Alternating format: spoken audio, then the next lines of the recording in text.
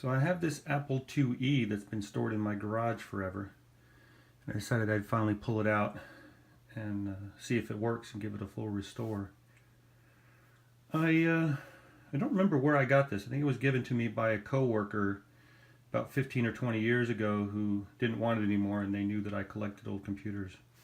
I don't actually know all that much about the Apple IIe or the Apple II line in general. I was a Commodore user in my youth, so this is going to be a learning experience for me. I definitely want to clean it up. I'm going to do an inspection of the motherboard for any obvious problems, leaky caps, bad traces, anything like that. And we're going to check out the power supply voltages before we even try to turn it on.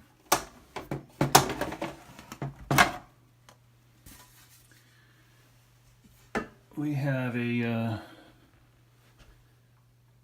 80 column 64K RAM module, a super serial card, and a disk controller. The power supply is disconnected. I did that earlier to prevent accidentally turning it on before I do a full checkout on the power supply. It has accumulated some dust and some corrosion over the years here on these metal parts.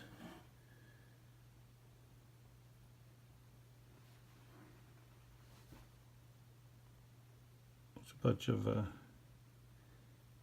dust up underneath the keyboard, but overall it's not in terrible shape.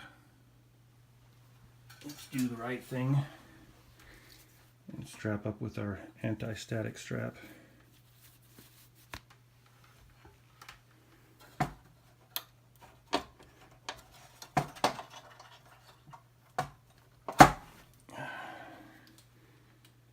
So we got our disk controller. We have a 80 column 64K memory expansion. And we have a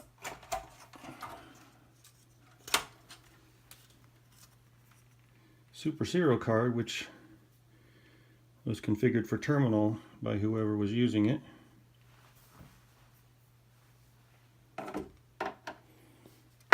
These rubber feet on the bottom, one of them's fallen off, some of them have shifted around. I'll have to find some replacements for those. Disassembly montage. I sped this up so you don't get bored watching me take this thing apart. Don't forget the 2 screws in the back. Lifting off the top case and removing the keyboard.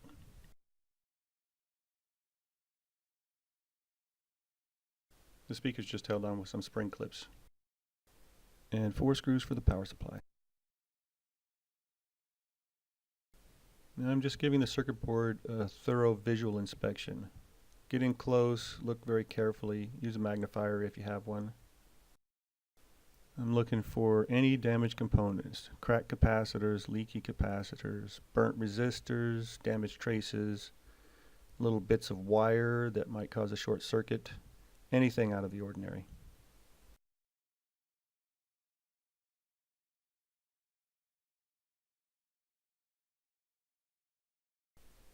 Other than the dirt, this board looks in good shape.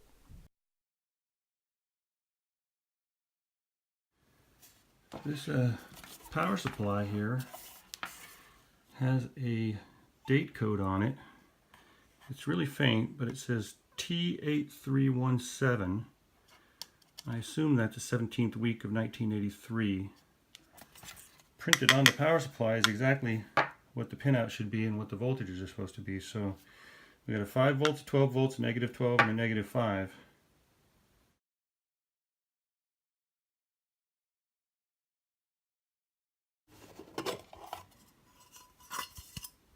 Well, it's got a familiar smell of electrical components, old electrical components.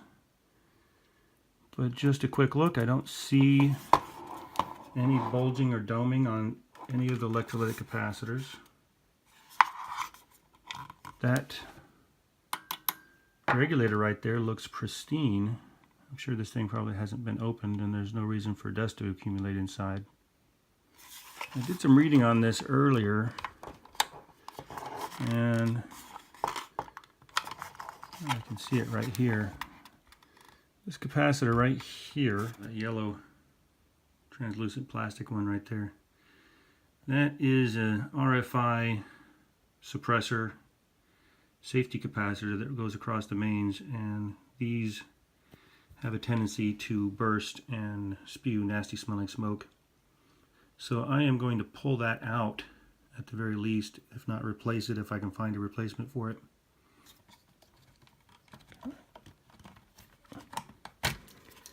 Get the switch loose.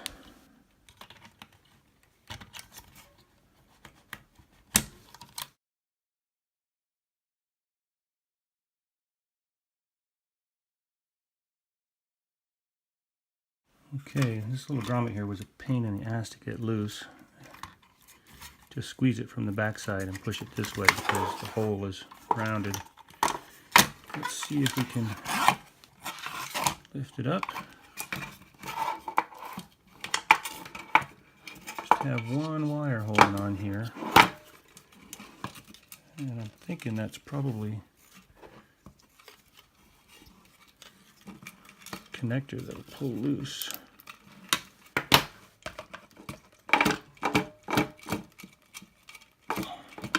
It's tight, but yeah, here we go.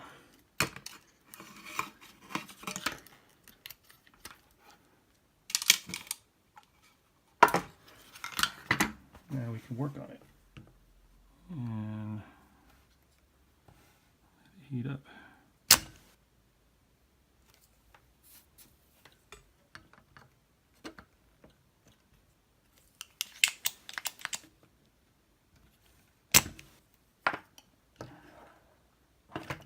Most of it.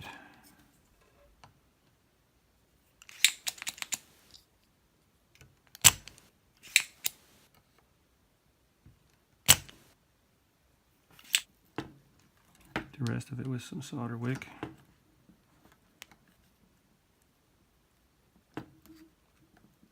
It's loose.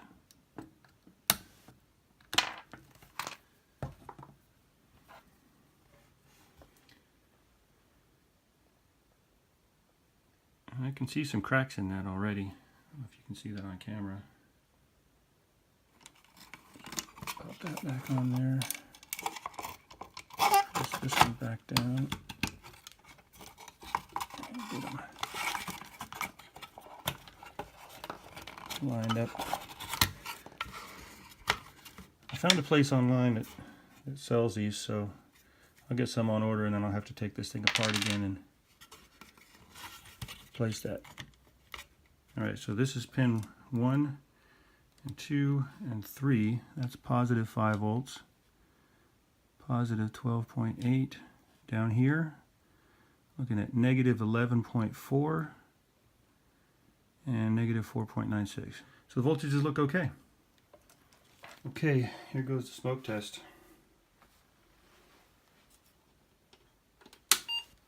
I got a beep. I have a light on the keyboard. I have a picture on the screen. I'm going to attempt to run the built-in diagnostics, which I found you can run by holding down the 2 Apple keys and turning it on.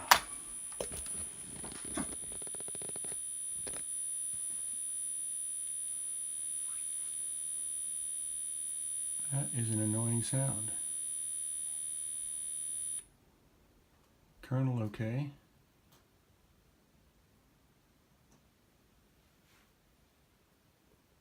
Oh, there we go. I'm going to go ahead and open up these disk drives and do a visual inspection, see what they look like on the inside. You may need to replace belts or clean out dust bunnies, who knows what's in there.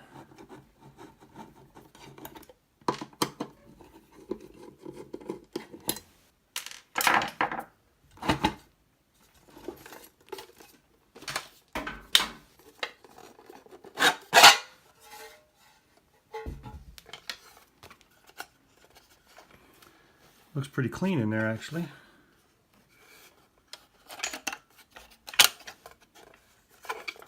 I have to loosen the drive from the bottom here to see what the belt looks like.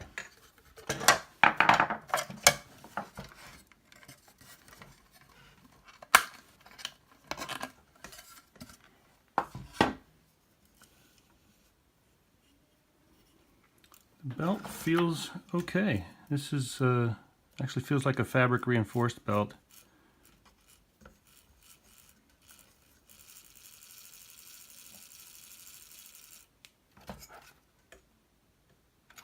I may go ahead and just clean the heads on these things and fire them up, see if they work. No leaky caps, no obvious corrosion on the board, no burnt resistors. It's covered in dust. I didn't think there was any discs in these things, but apparently there's one in there. That's a double-sided, double density. Got a little bit of isopropyl alcohol on a cotton swab here, so I'm gonna just gently clean the head a little bit, flip the Q-tip around and dry it off. The pad there looks fine. I'm not going to do anything with that. I may just throw a little oil on these rails here. This, yeah, actually I'm going to clean that rail. Same pad. This feels a little sticky.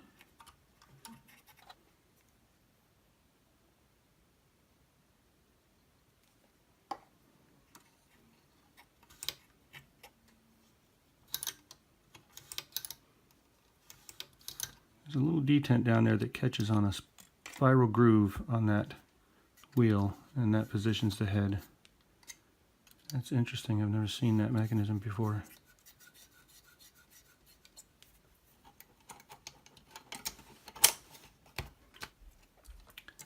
This goes back on with the writing facing up.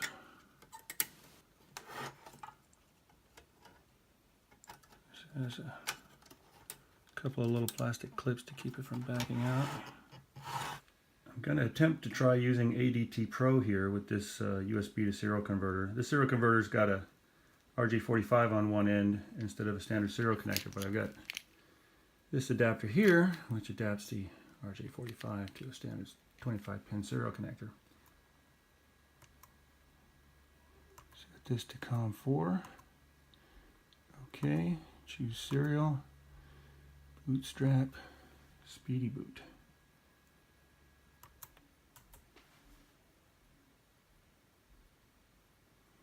Something's happening. Suppose that's a good sign. Loading MLI. Ooh, so far so good. Let's format our new disk. Pressing F.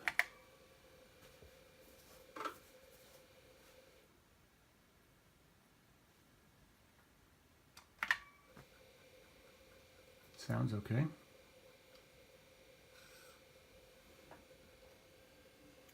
Format another? No. Let's do a receive.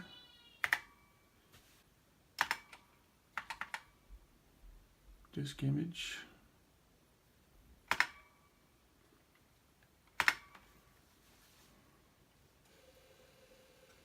Disk is writing.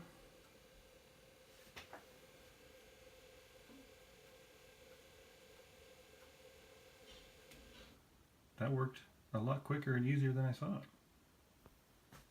I managed to get a image of the Apple IIe diagnostics disk version 2.1. So let's try executing all diagnostic tests.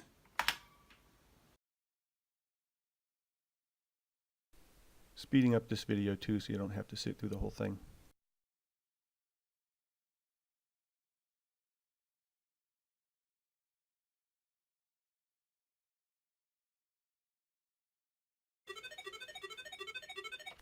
This composite video to VGA converter that I'm using takes time to resync every time the video mode changes.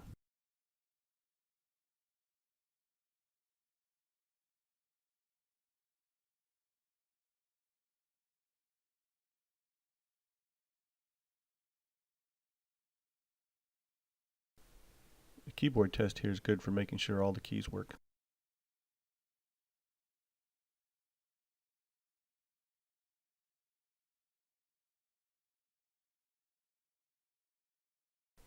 Luckily I had no problem with any of the keys.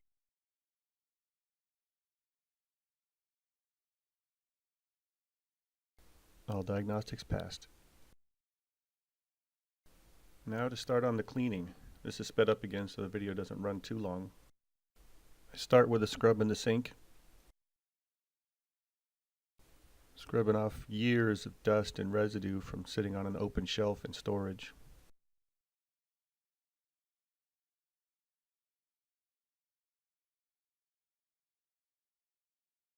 After that, I spot clean any remaining scuffs and marks with isopropyl alcohol. And for the spots that still won't come off, I switch to baking soda.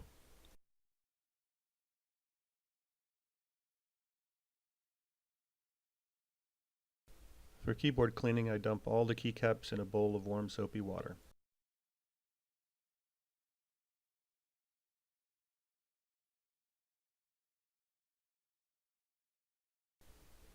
Careful with the springs under the spacebar and the reset button.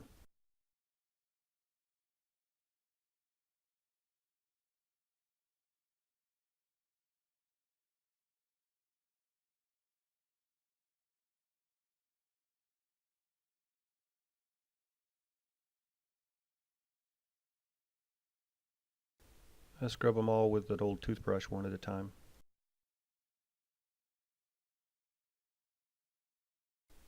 Then rinse the soap off using a colander.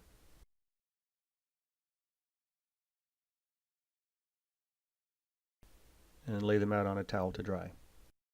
Blow the dust off the keyboard with compressed air and then wipe down the remaining residue. I want to try to remove some of the corrosion around these parts here. This is a very fine polishing bar used in model building.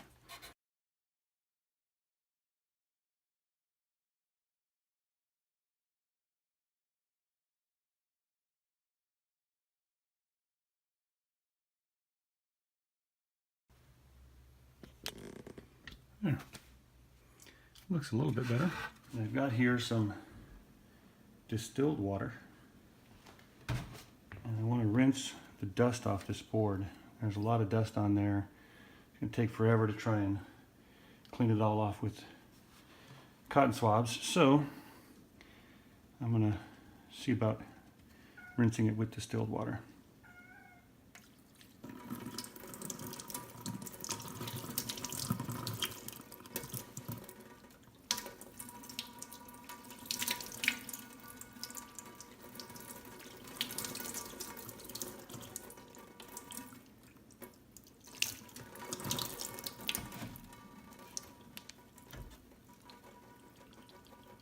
Use air compressor to blow the excess water off of it, but you're still going to want to let it dry for a couple of days.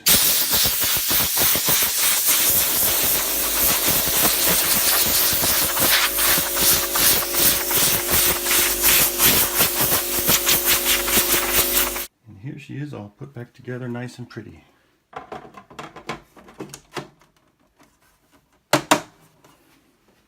Let's go ahead and pop the disc in. Go ahead and turn it on. We got a beep. We got the green power light.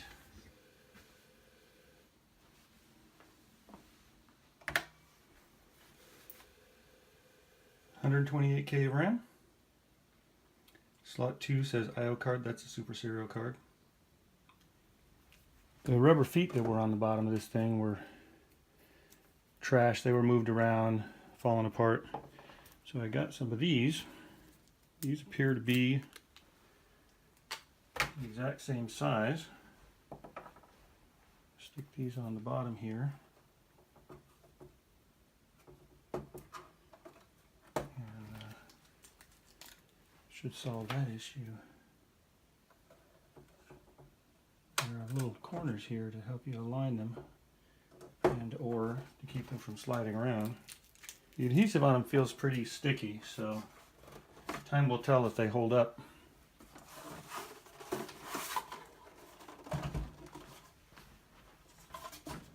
Sits level, no rocking.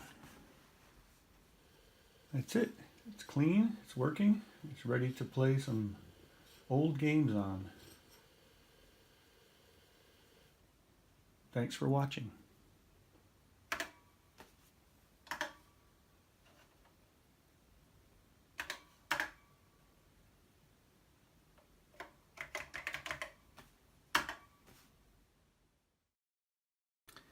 I got the replacement filter caps in the mail.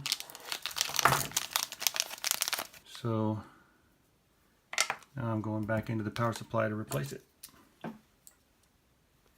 The old one compared to the new one. This is a 0.1 microfarad. This is a 100 nanofarad, which is the same thing. The old one's 250 volts, the new one's 275 volts, and that's just fine. The new one doesn't have the same pin spacing, but if I remember right, the circuit board has two different sets of holes for different spacings, so I want to see if this one fits.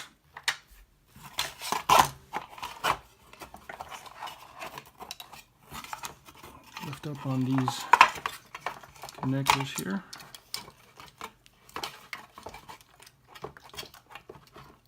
This one's pretty tight. There we go.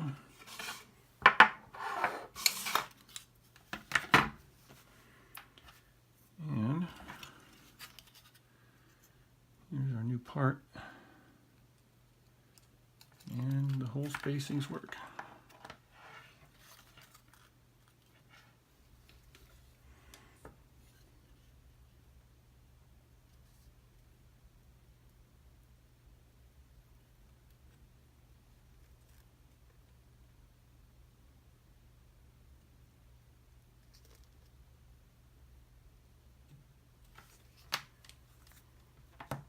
New cap soldered in place neatly. Put the board back together.